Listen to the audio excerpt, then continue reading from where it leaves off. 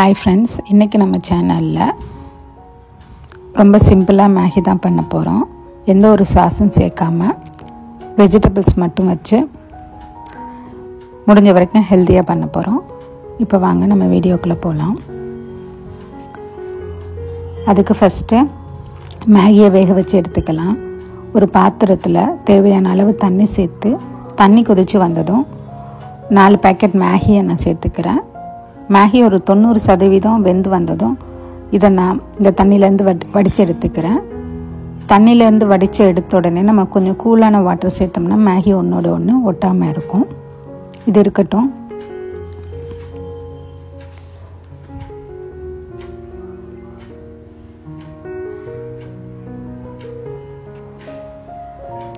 இப்போ ஒரு பாத்திரத்தில் நான் ஒரு 2-3 டேபிள் ஸ்பூன் அளவுக்கு எண்ணெய் சேர்த்துக்கிறேன். எண்ணெய் சூடானதும் கொஞ்சமாக கருவேப்பிலை,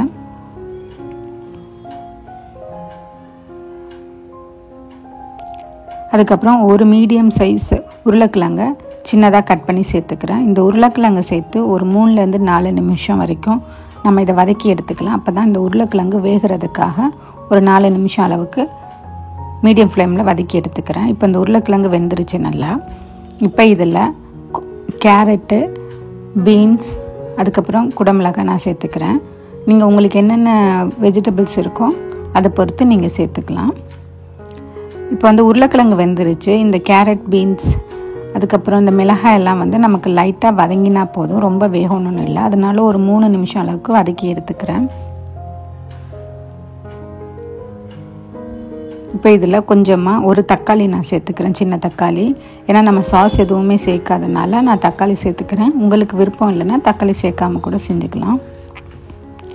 அப்புறம் இந்த காய்கறிக்கு தேவையான அளவு உப்பு சேர்த்து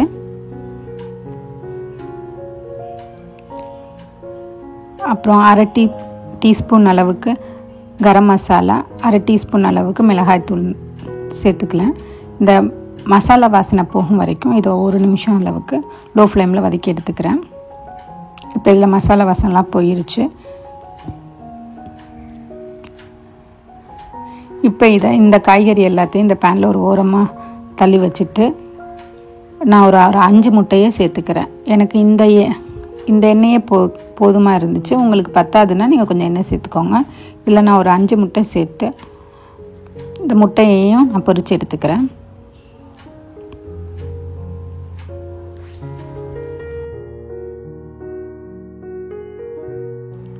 இப்போ இதில் முட்டைக்கு தேவையான அளவு உப்பு சேர்த்து இந்த முட்டையை நல்லா கிளறி விட்டு பொரித்து எடுத்துக்கலாம்.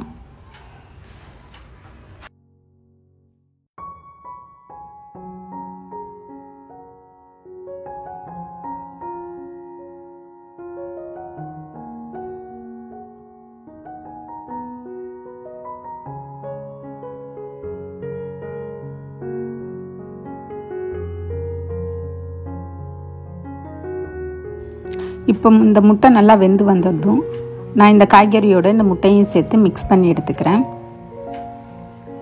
இதை நல்லா மிக்ஸ் பண்ணி விட்டுறலாம்.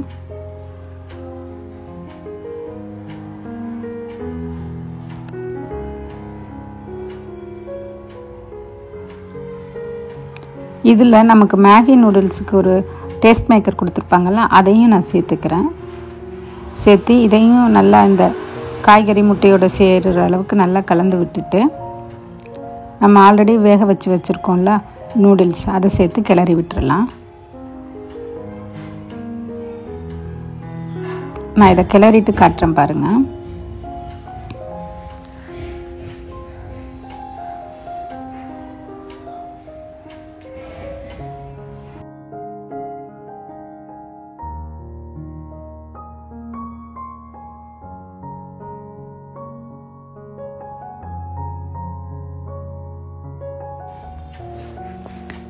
பாருங்கள், இப்போ இந்த நூடுல்ஸு, இந்த வெஜிடபிள், இந்த முட்டையெல்லாம் நல்லா மிக்ஸ் ஆகி வந்துடுச்சு.